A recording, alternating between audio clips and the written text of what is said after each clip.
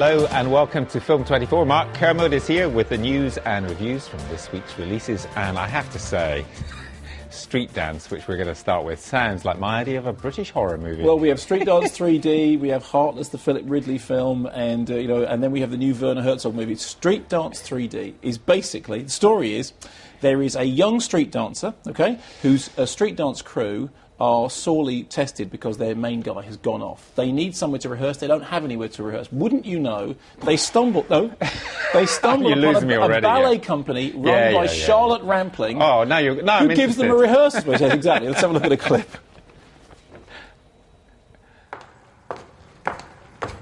Would this suit your needs? Are you kidding?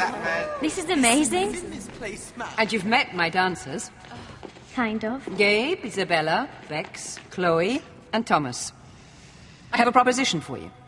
Unlimited access to rehearse here for your competition. If you include my dancers in your routine. What? No way we're a street dance crew. No, say no. It's like a family. We can't just take on new people. Say something to her. Helena, with all due respect... Thank you, Thomas. I decide the content for your final masterclass. Sorry, miss. This sounds crazy. I'm sorry, I don't know your name. Carly. Carly, if you don't take my dancers, I'll have to charge you for the hire of the studio and, of course, for damages. Oh, Mac, this is your fault. It's your decision. Where are we going to get the money from, man?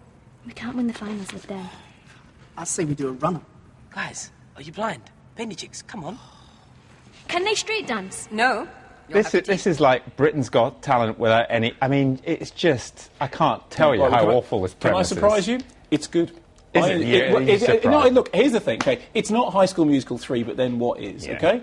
What it is, however, it's a musical, so the fact that it's a let's do the show here, that there's, real sort of strangeness about the way the plot works, the fact that the script is incredibly wooden, the fact that Charlotte Rampling is doing that thing, all that stuff doesn't matter because in the end it's to do with the dance numbers. Now, I'm no fan of 3D.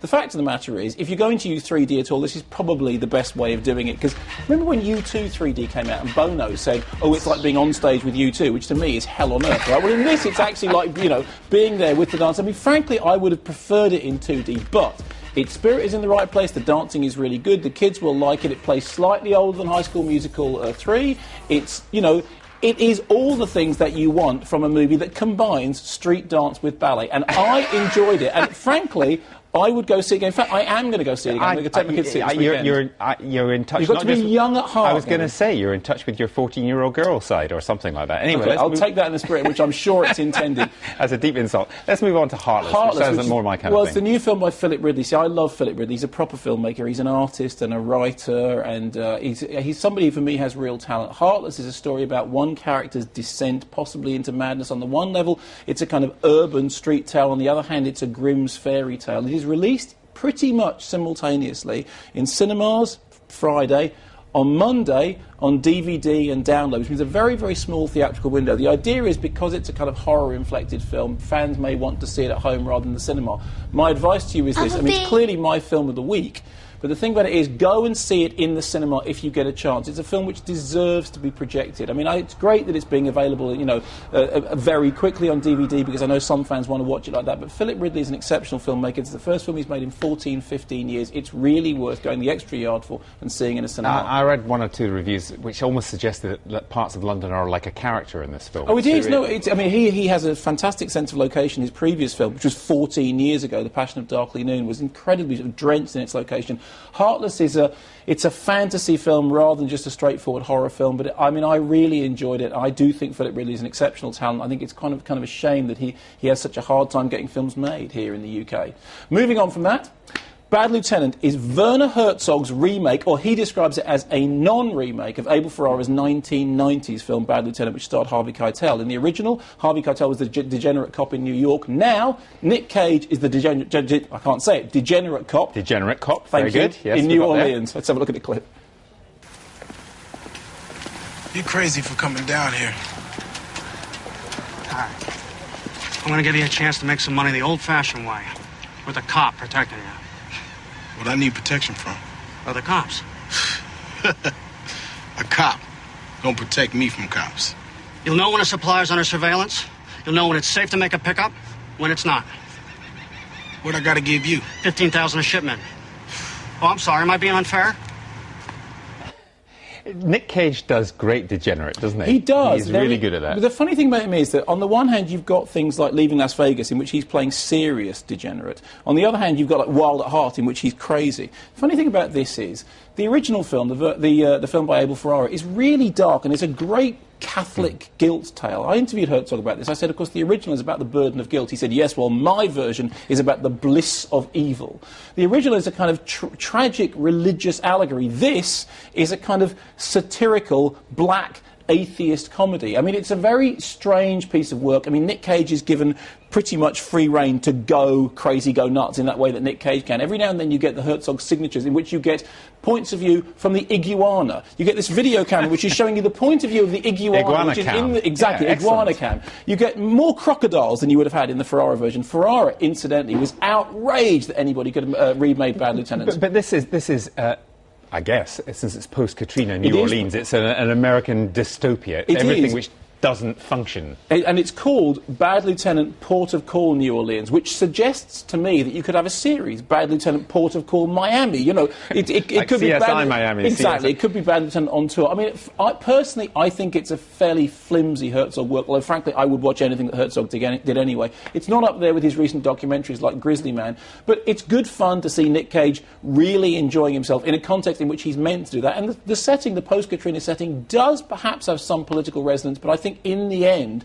Herzog's main aim here is dark comedy rather than tragic. And your best this week on release is actually Bill Hicks, which we talked a little bit about. Yeah. Great American comedian, and it's a documentary. It is. American, the Bill Hicks Story is a documentary about a comedian who was, recently voted fourth most important comic in the world, obviously, sadly deceased. The fact of the matter is, in America, not many people know who he is. He really found his feet here in the UK. He was a philosopher and an agitator and somebody who clearly believed in political change.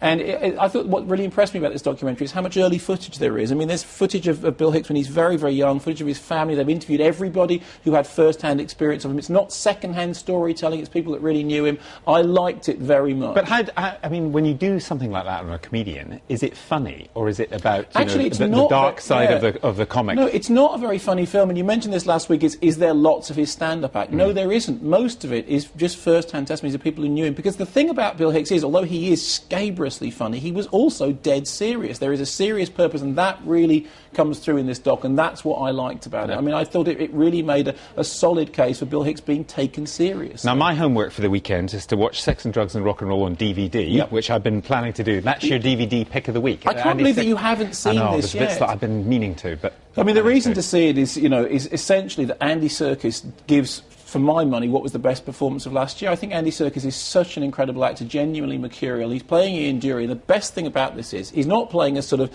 a sanitised version of Ian Dury. He's playing Ian Dury as somebody who is really enigmatic and charismatic on stage, but off stage appears to be, a really problematic character. He's unpleasant, he's rude, he's difficult, and I think that what Andy Serkis does is really breathes life into that character in the same way that Joaquin Phoenix did with Walk the Line. He's doing all his own vocals. The concert stuff is really good. Were you a Blockheads fan anyway? Yeah, I was. But I wondered whether you need to be, because this is something we've discussed before with other films, whether you have to like the music. You didn't have to like the Johnny Cash music to like I Walk the Line. You didn't. No. But it was amazing to hear him sing it. It's funny, when I saw Sex and Drugs and Rock and Roll, I wondered whether it would have life for people who didn't know Ian Dury. What's been interesting is that I have spoken to people who genuinely weren't aware of his work. And apparently in America, somebody was interviewing Ian Dury, and they said, who wrote the songs? He said, well, Ian Dury did. They said, no, not the fictional character. Who really wrote the songs? They said, no, it's a real character. He's not a fictional character. They genuinely didn't know. Maybe it didn't translate across the pond. Just a final thought. Yeah. You're just back from Cannes. Yes. Was it hell on wheels? It was. I mean, it's a funny festival this year. I mean, it's not been a great year. I think that the strongest contender for the Palme d'Or from the stuff that I saw is still the Mike Leigh film. I mean, I think Another Year has got a strong chance. I mean,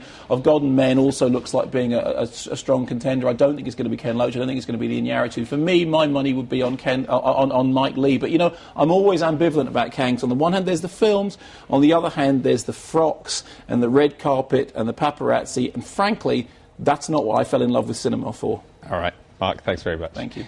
And if you want to find out more about the latest movies, never mind the frocks and the froth, you can go to Mark Kermode's BBC Movie blog at bbc.co.uk/Mark Kermode. That's it for this week. Thanks to Mark. Film 24 is back next week at the same time. Goodbye.